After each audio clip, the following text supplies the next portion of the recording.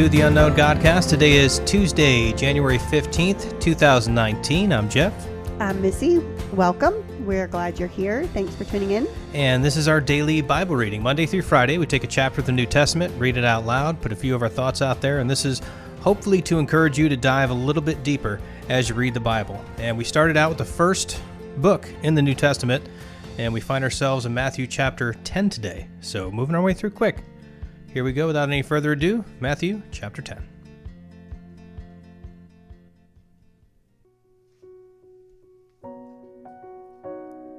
And he called to him his 12 disciples, and gave them authority over unclean spirits, to cast them out and to heal every disease and every affliction.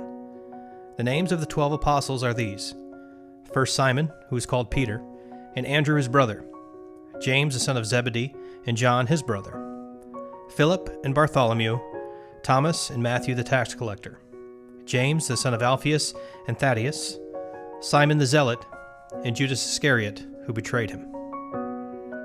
These 12 Jesus sent out, instructing them, "Go nowhere among the Gentiles and enter no town of the Samaritans, but go rather to the lost sheep of the house of Israel, and proclaim as you go, saying, the kingdom of heaven is at hand. Heal the sick, raise the dead, cleanse lepers, cast out demons. You received without paying, give without pay. Acquire no gold or silver or copper for your belts, no bag for your journey, or 2 tunics, or sandals, or a staff, for the laborer deserves his food. And whatever town or village you enter, find out who is worthy in it, and stay there until you depart. As you enter the house, greet it. And if the house is worthy, let your peace come upon it. But if it is not worthy, let your peace return to you. And if anyone will not receive you, or listen to your words, shake off the dust from your feet when you leave the house or town. Truly I say to you, it will be more bearable on the day of judgment for the land of Sodom and Gomorrah than for that town. Behold, I am sending you out as sheep in the midst of wolves. So be wise as serpents, and innocent as doves. Beware of men, for they will deliver you over to courts, and flog you in their synagogues, and you will be dragged before governors and kings for my sake, to bear witness before them and the Gentiles.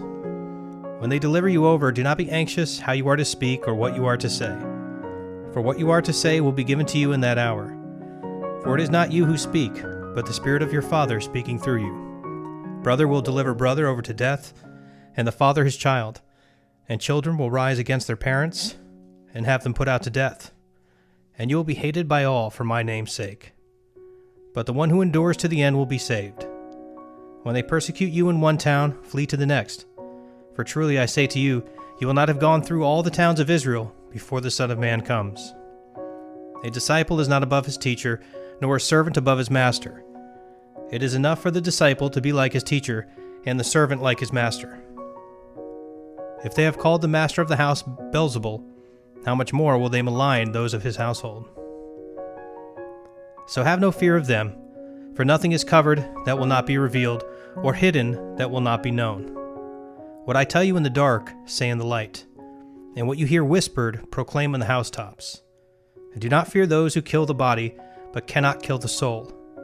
Rather fear him who can destroy both soul and body in hell. Are not 2 sparrows sold for a penny? And not one of them will fall to the ground apart from your Father. But even the hairs of your head are all numbered. Fear not, therefore, you are of more value than many sparrows.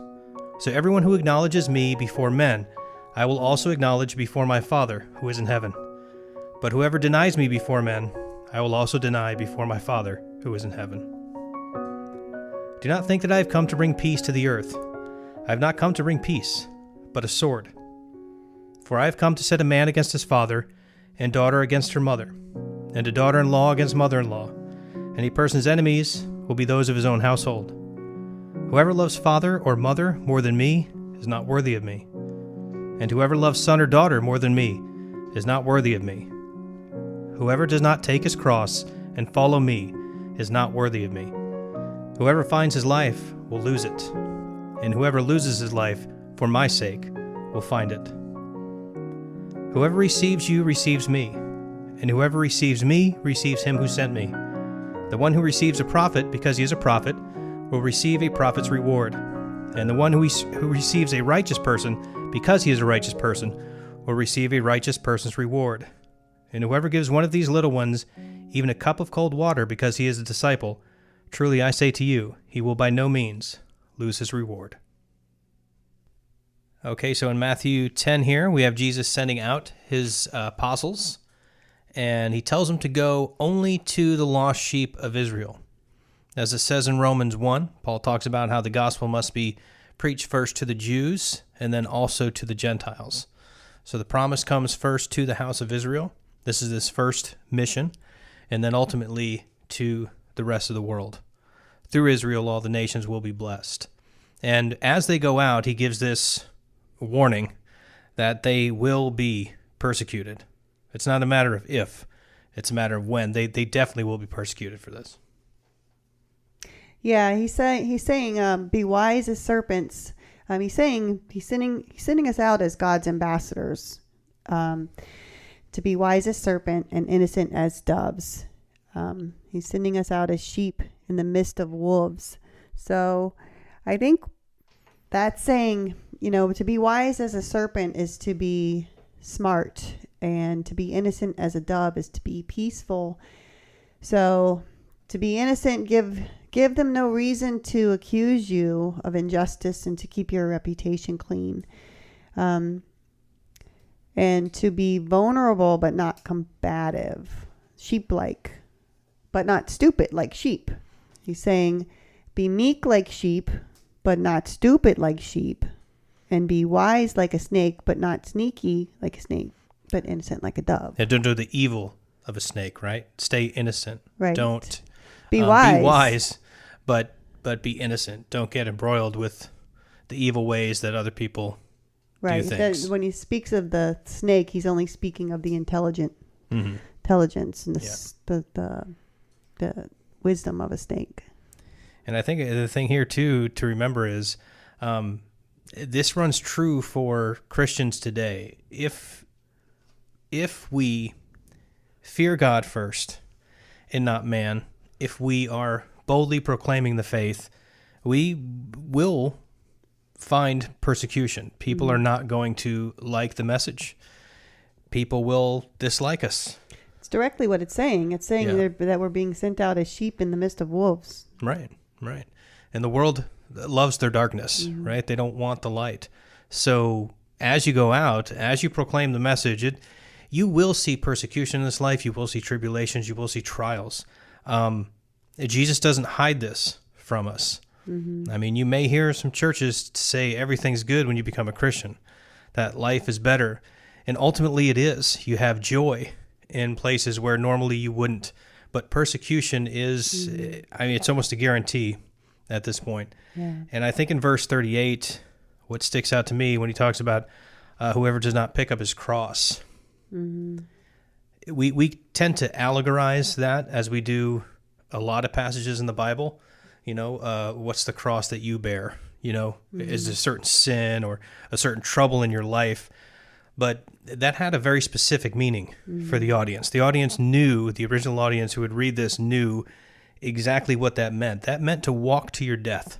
When you picked up your cross, you were joining the death march. And we must die to ourselves in order to live for Christ.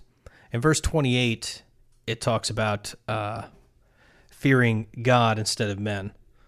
Where was it here? Verse 28, it says, "And do not fear those who kill the body, but cannot kill the soul. Rather fear him who can destroy both soul and body in hell." I pray that for myself a lot. I pray that for all of you who listen to this, that we would live first and foremost in a reverent fear of God and not men. Right. Because I can tell you personally in my life, I've always lived more of a fear of man. Right. What they would think of us, even. What people would think of me. Never mind, kill us. Right. Yeah. I don't want to look stupid. Right. And so I pray a lot that I would live in a reverent fear of God and not of man. Right. And I like that you point that out. Even if people can kill our body, they can't kill our soul. Right. No matter what happens in this life, and some of us will be persecuted much more than others for our faith. There's brothers and sisters around the world today who face death because of what they believe, because of their faith in Christ. That's a Yeah. that's a reality for people today, even in 2019. Yeah, we take for granted the United States that we Right, live the- in, that the we're freedom we have here, able yeah. to. That we can do things like this. Yeah. We look at the church in China right now being so persecuted, Right. but just brave men and women standing up for their faith and Right. for their king. And in this life, it's guaranteed we are going to face trials, tribulations, Right. troubles, but God, Right. and that's the beautiful thing. And we have assurance in that our God is sovereign and that he orders everything down to the fall of even one sparrow and to the number of hairs on our head. Yeah, and we have a God who's not indifferent to our pain. Jesus came. So when we walk through trials and tribulations, when we hear pain in this life and feel pain, feel pain, God is not indifferent to it. Right. He walks through it with us. Right. And ultimately, being found in him, we will be delivered through all of it. Right. So that's my prayer for you all today. Have Right. no fear of man, because even if they kill your body, they cannot touch your soul. Right. And if God orders the fall of one sparrow, he says to fear not, for you are more valuable than many sparrows. Way more valuable than many sparrows. Keep that in mind today. So that's it for today. I hope you enjoyed the show. If you like it, please spread the word. Let other people know. Share this to your friends. We don't have much of a marketing budget here at the Unknown Godcast, yeah. so that would help us out a bunch. You can give us a review on iTunes as well. That would also help. You can contact the show at contactus@theunknowngodcast.com. If God willing, we'll see you right back here tomorrow. Yeah. Thanks for listening, and we'll talk to you tomorrow. God bless. God bless.